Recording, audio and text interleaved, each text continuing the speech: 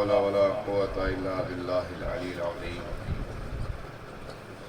أعوذ بالله من شر الشيطان الرجيم. أفضل الذكر بسم الله الرحمن الرحيم.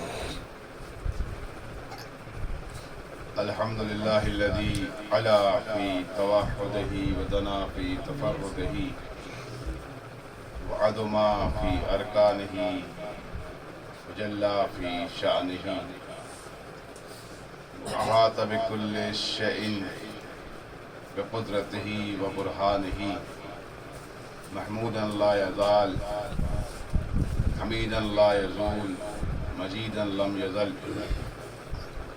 ثم الصلاة والسلام على أشرف الأنبياء والمرسلين مولانا ومولا الثقلين جد الحسن والحسين أبي القاسم محمد اللهم صل على محمد وعلى أهل بيته الطيبين الطاهرين ولعنة الله على أعدائهم أجمعين من يومنا هذا إلى قيام يوم الدين. اما بعد فقط قال رسول اللہ صلی اللہ علیہ وسلم. معزز سامعین اکرام، علماء ذوی الاحترام، ہر امت کی ایک زبان ہوتی ہے اور ہر زبان کے کچھ الفاظ ہوتے ہیں اور ان الفاظ کے کچھ قاعدے اور قوانین ہوتے ہیں. ہر زبان میں ہر امت کی ایک زبان رہی ہے. کسی کی عبرانی رہی ہے، کسی کی عربی رہی ہے، کسی کی سریانی رہی ہے. ہر زبان کے الفاظ ہوتے ہیں اور ان الفاظ کے کچھ قاعدے کچھ قوانین ہوتے ہیں جس میں ارباب فن ان قوانین پر تسلط حاصل کر کے اس زبان میں گفتگو کرتے ہیں. لیکن عربی اپنے آپ میں ایک ایسی معجزاتی زبان ہے جس کو معجزۃ اللغات یا معجزۃ الالفاظ کہا جاتا ہے کہ جس میں قرآن مجید نازل ہوا اور یہ اپنے آپ میں زندہ معجزہ ہے. یہ وہ قرآن کہ جس کے لیے ارشاد ہوا قُلْ لَوْ اجْتَمَعَتِ الْإِنسُ وَالْجِنُّ عَلَىٰ أَن يَأْتُوا بِمِثْلِ هَٰذَا الْقُرْآنِ فَلَا يَأْتُونَ. جنات اور انسان جمع ہو جائیں، قرآن جیسا مثل لے کے آ جائیں تو قرآن کو مثل نہیں لا سکتے ہیں. اور جب قرآن کا مثل نہیں لا سکتے ہیں تو جائے کہ صاحب قرآن کا مثل لے آئیں. جب قرآن کا مثل نہیں ہے تو صاحب قرآن کبھی مثل نہیں ہو سکتا، کیونکہ جس طریقے سے قرآن ایک زندہ معجزہ ہے اسی طریقے سے وجود رسول خدا صلی اللہ علیہ وآلہ وسلم بھی اپنے آپ میں معجزہ تھا. ہے نا؟ خود رسول کے جسم مبارک کے کچھ معجزے ہیں، رسول کے کچھ زبان کے معجزے ہیں، رسول کے کچھ کلام کے معجزے ہیں، ہے اپنے آپ میں نا. مگر یہ کہ خود رسول کسی کو کہہ دیں، جب رسول کا کوئی مثل نہیں تو یعنی رسول کے کلام کا بھی کوئی مثل نہیں، رسول کے قول کا بھی کوئی مثل نہیں. رسول کے کلام اور رسول کے قول کا مثل نہیں ہو سکتا ہے مگر یہ کہ رسول کسی کے بارے میں کہیں کہ لحمہ لحمی دمہ دمی. یا علی، رسول خود کسی کے بارے میں کہہ دے یا علی انت منی و انا منکا. رسول خود کہہ دے کہ یا علی انت بمنزلت ہارون منی و ہارون و موسیٰ. یا علی انت و انا ابوا هذه الامہ. رسول خود اگر کسی کے بارے میں کہہ دے ہاں یہ ہو سکتا ہے کہ ان کی زبان ہو جائے، ان کا کلام ہو جائے، ان کا اٹھنا ہو جائے، ان کا بیٹھنا ہو جائے، وہ صرف اور صرف ایک ہی ذات ہے رسول کے بعد جس کو مولا کائنات امیر المومنین علیہ السلام کہا جاتا ہے. ایک صلوات پڑھیں محمد و آل محمد پر.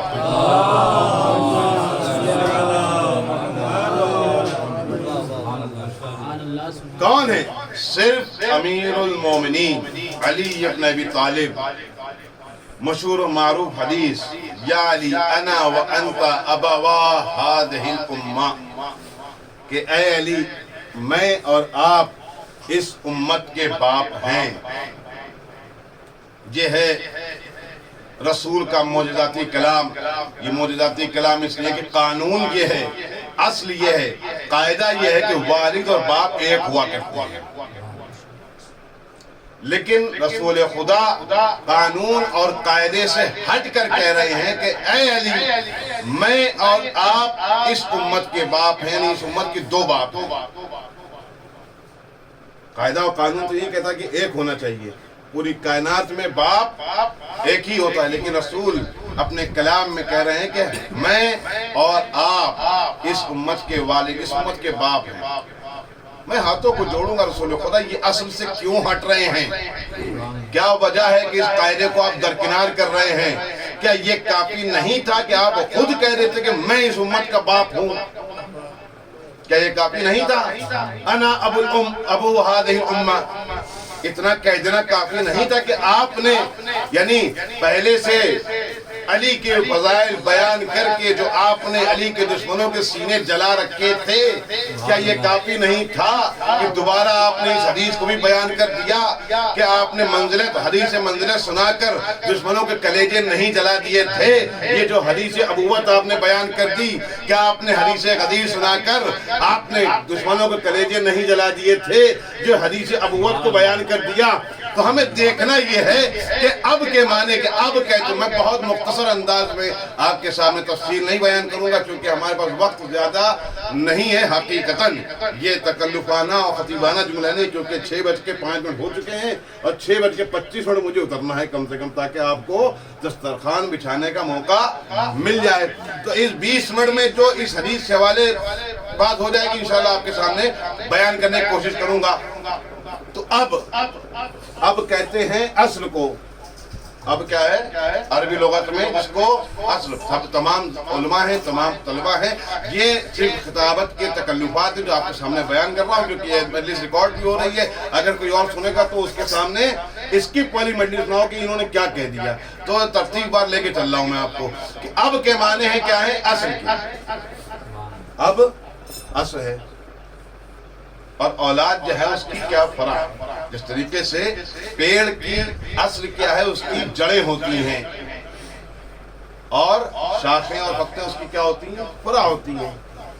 تو جب پیڑ کی اصل یا پیڑ کی فرع اپنی اصل کو چھوڑ دیتی ہے تو آپ دیکھیں کیا ہوتا ہے۔ اگر شاخیں جڑ سے جو اس کو چیز لینی چاہیے، جسے ہندی میں پوشڑ کہا جاتا ہے، جسے اس میں طاقت کہا جاتا ہے، اگر یہ شاخیں، اگر یہ پتے جڑ سے اپنی غذا لینا چھوڑ دیں تو جو شاخیں ابھی تک پیڑ کے تنے پہ اترا رہی تھیں، اگر اپنی جڑ سے یہ غذا لینا چھوڑ دے تو جو ابھی ہریالی کے لیے اترا رہی تھی وہی شاخیں سوکھ جائیں گی، وہی پتے گر جائیں گے جو شاخوں پہ لہلہا رہے تھے، وہی پتے اگر اصل سے غذا لینا چھوڑ دے، میں کہیں لے جانا چاہ رہا ہوں، اصل سے اگر غذا لینا چھوڑ دے تو جو پتے ابھی تک لہرا رہے تھے، جو شاخیں ابھی تک تنی ہوئی تھی، وہ شاخیں مرجھا بھی جائیں گی، وہ پتے گر بھی جائیں گے۔ یہی وجہ ہے کہ آج امت مسلمہ در در کی ٹھوکریں کھا رہی ہے، آج امت مسلمہ کو جگہ جگہ پر بدنام اور رسوا ہونا پڑ رہا ہے، کیونکہ اس امت مسلمہ نے محمد جیسے باپ کی باتوں کو نہیں مانا، علی جیسے باپ کی باتوں کو نہیں مانا، لہذا جہاں پر بھی جا رہے ہیں رسوا ہو رہے ہیں، گمراہ ہو رہے ہیں، ذلیل ہو رہے ہیں۔ ایک صلوات پڑھیں محمد والے محمد پر۔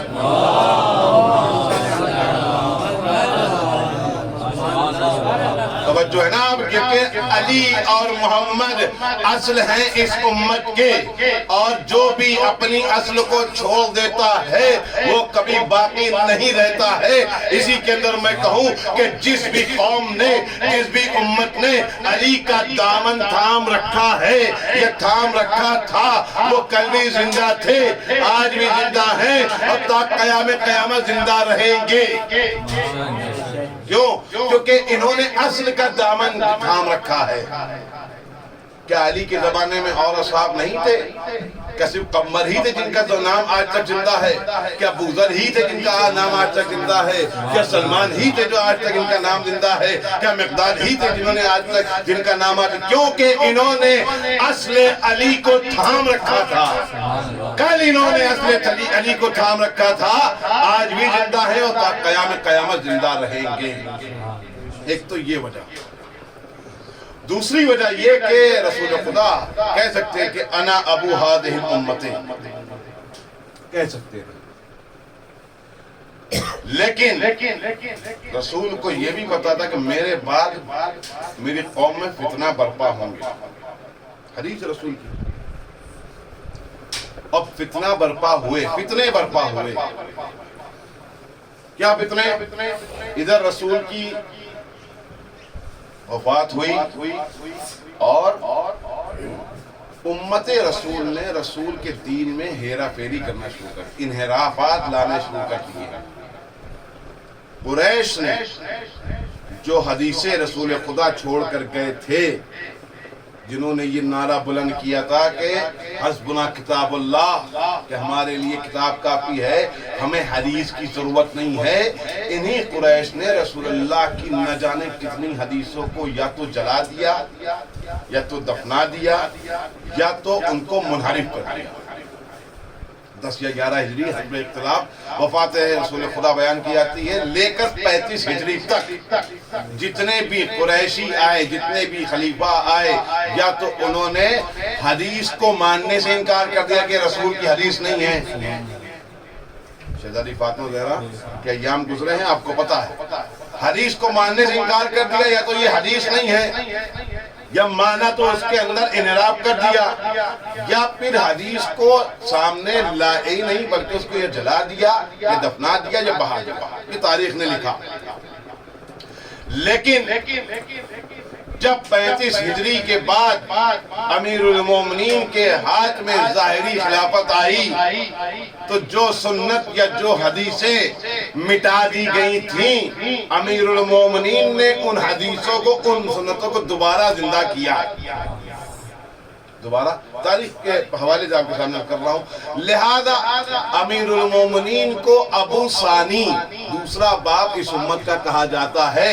رسول خدا کو پتا تھا کہ میرے بعد میری حدیثوں کو مٹا دیا جائے گا، میری سنتوں کو بدل دیا جائے گا، لہذا میں اپنے بعد علی کو بھی اس امت کا باپ بنا کر جا رہا ہوں، تاکہ میرے بعد اگر انحراف ہو تو علی ان انحراف کو ختم کر کے دوبارہ میری حدیثوں کو زندہ کر سکے. صلوات پڑھے محمد و آل محمد. جو ہے نا یہ حدیث کی ایک چھوٹی سی شرح آپ کے سامنے حسب ضرورت بیان کی. دیکھیں باپ اس کو نہیں کہا جاتا ہے جس کے اندر قوت تولد پائی جاتی ہے. صرف اس کو نہیں کہا جاتا جس کے اندر قوت تولد ہو، اس نے صرف پیدا کر دیا وہ باپ ہو گیا. باپ جس کے اندر اپنی اولاد کو لے کر ذمہ داری کا احساس ہو، باپ جس کی اولاد اس سے بہرہ مند ہو، باپ جو اپنے اولاد کو غذائے روحی، غذائے جسمانی کے ساتھ ساتھ غذائے روحانی بھی عطا کرتا ہو، باپ جو اپنے بچوں کے لیے کیا ہے اخلاقی غذا بھی فراہم کرتا ہو، اس کو کیا کہا جاتا ہے؟ باپ کہا جاتا ہے. باپ عام طور سے دیکھیں اپنے اولاد کے مستقبل کے لیے پریشان رہتا ہے. اس کا مستقبل کیا ہے کہ جب وہ بچہ چھوٹا ہوتا ہے تو اس کے مستقبل کے اس کو اچھے سے اچھے اسکول میں ایڈمیشن کرایا جائے، یہ اس کا مستقبل ہے. جب اور بڑا ہو جائے تو اس کو اچھے کالج میں ایڈمیشن کرایا جائے، یہ اس کا مستقبل ہے. جب اور بڑا ہو جائے تو اچھی یونیورسٹی میں ایڈمیشن مل جائے، یہ اس کا مستقبل ہے. جب اور بڑا ہو جائے تو اس کی جاب یا اس کا اچھا بزنس ہو جائے، یہ اس کا مستقبل ہے. یہی ہے تو نا باپ کی ذمہ داری ہی ہے کہ باپ چاہتا ہے کہ اپنی اولاد کی مستقبل کو سوار دے. لیکن یہ دنیاوی باپ ہیں جو اپنے مستقبل قریب، اپنی اولاد کے مستقبل قریب کے بارے میں سوچ رہے ہیں، لیکن جو مستقبل بعید جس کو قرآن نے کہا ہے کہ اپنے مستقبل بعید، یا یوں کہا جائے کہ جو مستقل ہے، جو مستقبل مستقل ہے اس کے بارے میں باپ نہیں سوچ رہا ہے۔ قرآن کہہ رہا ہے قُوا أَنفُسَكُمْ وَأَهْلِيكُمْ مِنَ النَّارِ وَقُودُهَا النَّاسُ وَالْحِجَارَةُ کہ اپنے آپ کو اور اپنی اہل و اولاد کو آگ سے بچاؤ، وہ آگ جس کا ایندھن یا پھر انسان ہوں گے یا تو پتھر ہوں گے۔ آپ دیکھیں کہ کیا کہا جا رہا ہے کہ اپنے اولاد کو، اپنی اہل کو، اپنے آپ کو اس جہنم سے بچاؤ کہ جس کا ایندھن یا انسان ہوں گے یا پتھر ہوں گے۔ یہ دنیاوی باپ اپنے مستقبل، اپنے اولاد کے مستقبل قریب کی خاطر کبھی کبھی اپنے آپ کو بھی ہلاکت میں لے کے جاتے ہیں، کبھی کبھی اپنے اولاد کو بھی ہلاکت میں لے کے جاتے ہیں، لیکن ہمارا باپ، ہمارے مومنین کا باپ، امیر المومنین وہ باپ ہے کہ جس کی محبت ہی جہنم سے نجات دلانے والی ہے، جس کی محبت ہی جہنم سے نجات دلانے والی، بلکہ یوں کہا جائے کہ لو اجتمع الناس علی ولایتک یا علی لما خلق اللہ النار، کہ اے علی اگر تمام لوگ آپ کی ولایت پر جمع ہو جاتے تو اللہ اس جہنم کو پیدا ہی نہیں کرتا۔ صلوات پڑھیں محمد و آل محمد۔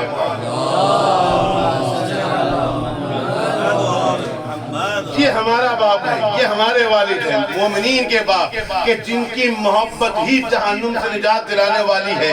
اور ایک اولاد کے لیے اپنے باپ پر فخر کرنے کے لیے اتنا ہی کافی ہوتا ہے کہ صرف اس کے قبیلے والے نہیں، صرف اس کے قوم والے نہیں، صرف اس کے چاہنے والے نہیں، بلکہ جو غیر ہیں، جو اسے نفرت کرتے ہیں لیکن اس کی فضیلت کو دیکھتے ہوئے مجبور ہو کر اس سے محبت کا اظہار کرتے ہیں۔ آپ دیکھیں کہ صرف شیعوں نے نہیں، صرف مومنین نے نہیں، صرف مسلمانوں نے نہیں، جا بجا مسیحی لوگوں نے بھی امیر المومنین سے اپنی محبت کا اظہار کیا۔ میں 4 شعر ابھی آپ کے سامنے اشعار میرے بھائی پڑھ رہے تھے اور بہت ہی اچھے انداز میں پڑھ رہے تھے۔ 4 مصرے، میں 4 مصرے آپ کے سامنے ایک مسیحی شاعر کے بیان کرتا ہوں۔ ایک صلوات پڑھیں محمد و آل محمد۔ ہوا فخر للتاریخ لا فخر للشعب يدعيه ويستفيه وليا، هو فخر للتاريخ لا للشعب يدعيه ويستفيه وليا، لا تقل شيعة هوات علي، لا تقل شيعة هوات علي، إن كل منصف شيعة، إن كل منصب جلجل الحق حتى في المسيح، جلجل الحق حتى في المسيح، عد من فرط حبه وليا، عد من فرط حبه وليا، يا أرض اشهدي يا سماء اشهدي والأرض قري واشهدي انما ذکرت علی۔ کیا ہے یہ؟ ایک مسیحی شاعر ہے، پولس ہے، اس کو عربی میں لوگ بولس لکھا کہ مسیحی شاعر تھا لبنان کا، جس نے یہ کہا کہ وہ کسی ہوا فخر للتاریخ، تاریخ انسانیت کے لیے فخر ہے امیر المومنین، لا للشعب، نہ صرف اس قوم کے لیے، نہ اس قبیلے کے لیے جو اس کو ولی مانتے ہیں، یدعیہ و یستفیہ ولیہ، تاریخ بشریت کے لیے فخر کا نام ہے علی۔ کون کہہ رہا ہے؟ ایک شیعہ نہیں کہہ رہا ہے، مسلمان نہیں کہہ رہا، بلکہ کون؟ ایک مسیح کہہ رہا ہے۔ لا تقل شیعۃ ہوات علی، صرف ان لوگوں کو شیعہ نہ کہو جو علی کی طرف مائل ہوتے ہیں۔ لا تقل شیعۃ ہوات، یعنی ہوات یعنی حاوی جو مائل ہوتے ہیں کسی کی طرف، صرف ان لوگوں کو شیعہ نہ کہو علی کا جو علی کی طرف مائل ہوتے ہیں۔ ان کل منصف شیعہ، بلکہ ہر وہ انسان جو انصاف پسند ہے، ہر وہ انسان جو منصف ہے، کہیں نہ کہیں وہ علی کا شیعہ ضرور ہے، کیونکہ علی سے بڑا عدل پسند، علی سے بڑا عادل تاریخ انسانیت میں کوئی نہیں گزرا۔ لہذا اگر کوئی عدالت سے کام لے رہا ہے، بھلے ہی وہ اپنے آپ کو شیعہ نہ کہتا ہو، لیکن کہیں نہ کہیں وہ شیعہ ہو رہا ہے۔ جلجل الحق، حق ظاہر ہوا، حق نمایاں ہوا، کس میں؟ حتی فی المسیحی، ایک مسیحی کے اندر بھی کیوں یہ حق اتنا ظاہر ہوا کہ عدہ من قرۃ حبہ شیعہ، کہ میں نے جب اپنی محبت کا اقرار کیا، میں نے اپنی محبت کو ظاہر کیا تو ان لوگوں نے مجھے شیعہ کہنا شروع کر دیا۔ یہاں پر مجھے شافعی کی بھی شعر آ گیا کہ شافعی نے بھی کہا تھا کہ اگر علی سے محبت کا نام رافضیت ہے تو میں سب سے بڑا رافضی ہوں۔ تو یہاں پر دیکھیں کہ ایک مسیحی جب مولا علی سے اپنے محبت کا اظہار کر رہا ہے تو لوگوں نے کہا کہ تم مسیحی نہیں ہو، کیا ہو؟ شیعہ ہو۔ تو یہاں پر یہ اپنی محبت اور اپنے احترام کہہ رہا ہے کہ یا سما اشہدی، کہ اے آسمان گواہ رہنا، اے زمین گواہ رہنا اور جھک جا۔ کیوں؟ انما ذکرت علی، صرف اس وجہ سے کہ میں نے علی کا ذکر بیان کیا ہے۔ ایک صلوات پڑھیں محمد و آل محمد پر۔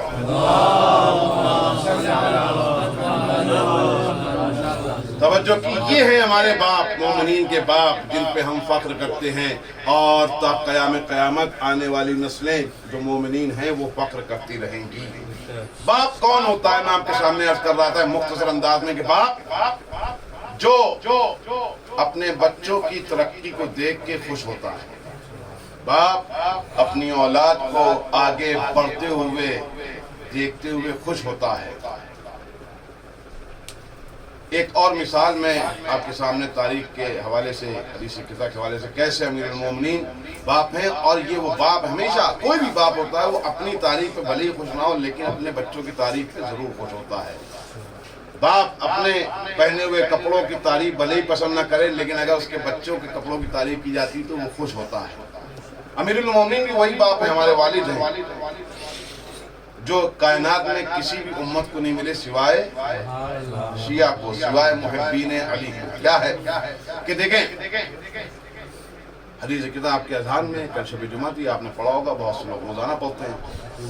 حدیث قصہ میں اہل بیت علیہ السلام کے فضائل بیان کیے گئے، یہی تو ہے نا۔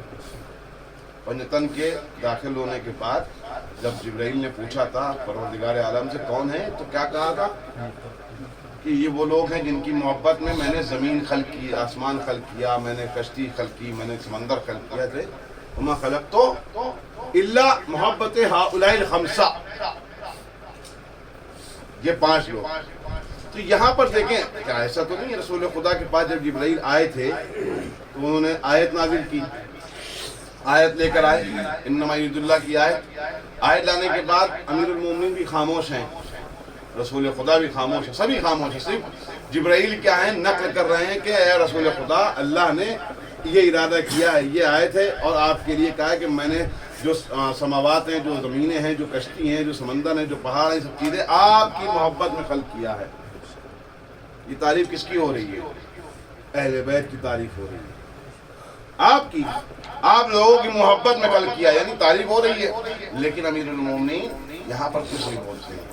اب دیکھیں کہ پھر امیر المومنین نے سوال کیا، ایک باپ اپنے بچوں سے کبھی وہ غافل نہیں ہوتا۔ امیر المومنین نے سوال کیا، ما لجلوسنا ھذا تحت الکساء من الفضل عند اللہ، یا رسول خدا یہ تو بتائیے کہ جو ہم اس چادر کے نیچے آ گئے ہیں، اس چادر کے نیچے آنے کے بعد خدا کے نزدیک اس کی فضیلت کیا ہے؟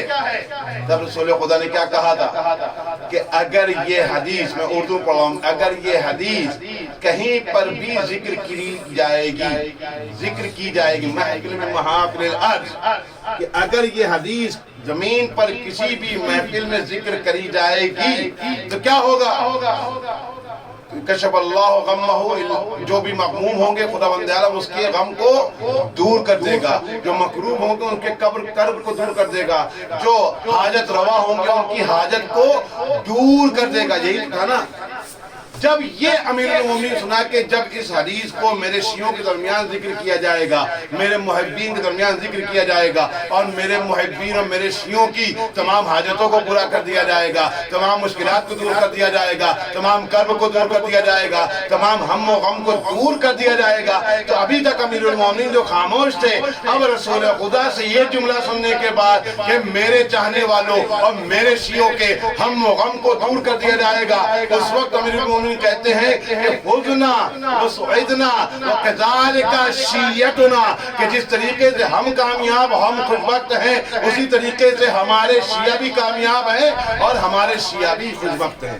یہاں پر جب تک امیر المومنین اہل بیت کی فضیلت بیان کے نہیں، لیکن جیسے ہی علی کے شیعوں کی، اہل بیت کے شیعوں کی بات آئی تو کیا کہہ رہے ہیں کہ ہم بھی کامیاب اور ہمارے شیعہ بھی کامیاب۔ یقیناً یہ سند اگر تاریخ میں کسی نے بیان کی ہے اپنے لیے، وہ صرف اور صرف امیر المومنین کی ذات ہے، اور یہ سند اپنے شیعوں کو جس نے دی ہے وہ امیر المومنین کی ذات ہے۔ فزت ورب الکعبہ، تاریخ انسانیت نے نہ 40 ہجری سے پہلے یہ جملہ سنا اور نہ 40 ہجری کے بعد کبھی یہ جملہ سنا، اور نہ شاید کہیں یہ جملہ سننے کو ملے گا۔ کیسا شفیق باپ، کیسی محبت کرنے والا باپ کہ اپنے دشمن کو اٹھا کر کہہ رہا ہے کہ وقت نماز ہے۔ صرف یہ نہیں، آپ دیکھیں کہ کیسے امت کے باپ ہے نا، ابو ثانی کہا جاتا ہے، ابو ثانی کہا جاتا ہے۔ صرف اٹھایا نہیں، جس انداز میں وہ سو رہا تھا، ہمارے یہاں جس کو اوندھے منہ کہا جاتا ہے، پیٹ کے بل کہا جاتا ہے، اور کہا اٹھ جا نماز پڑھ رہی، جس طریقے سے تو سو رہا ہے یہ شیطان کا سونے کا طریقہ ہے۔ اگر سونا ہی ہے تو یا تو دائیں کروٹ سو جو انبیاء کے سونے کا طریقہ ہے، علماء کے سونے کا طریقہ ہے، یا بائیں کروٹ سو جو حکماء کے سونے کا طریقہ ہے، یا پیٹھ کے بل سو جو انبیاء کے سونے کا طریقہ ہے۔ آخری وقت لیکن علی کو علم سے، علی کو دین سے، علی کو اپنی امت سے، رسول خدا کی امت سے اتنی محبت ہے کہ وہ نہیں چاہ رہے ہیں کہ جاتے جاتے بھی کسی بھی طرح امت کے لوگوں کو وہ علم دے کر جائیں۔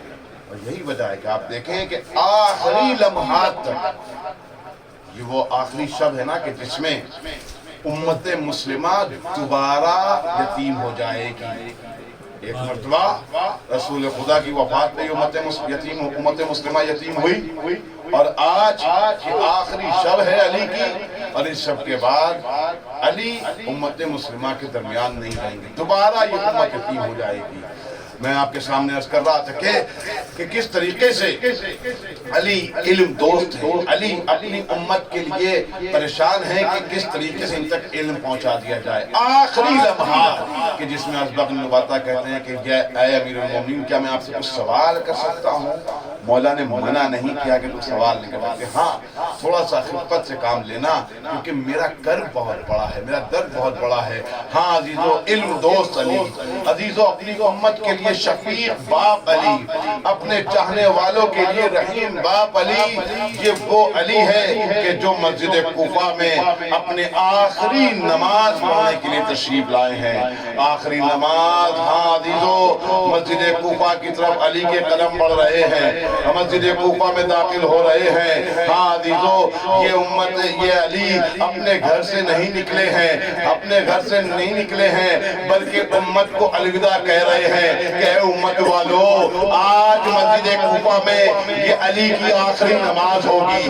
علی اذان نہیں دے رہے ہیں، امت کو بتا رہے ہیں اے امت والو آج یہ علی کی آخری اذان ہے۔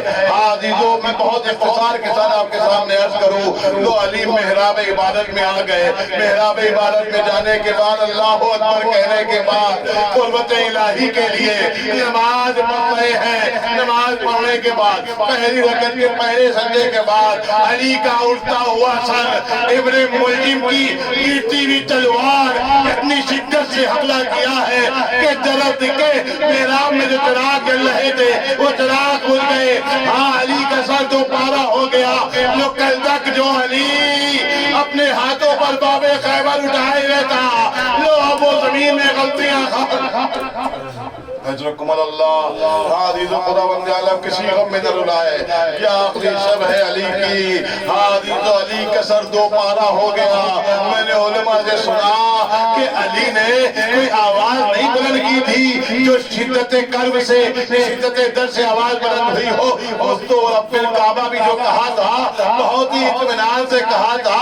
یعنی علی کی نگاہ میں یہ زخم بڑی چیز نہیں تھی. علی کی نگاہ میں رسول نے جو وعدہ کیا تھا وہ وعدہ بڑا تھا. رسول اللہ نے کہا تھا کہ ماہ رمضان میں ایک شقی تمہارے سر کو دو پہلا کر دے گا.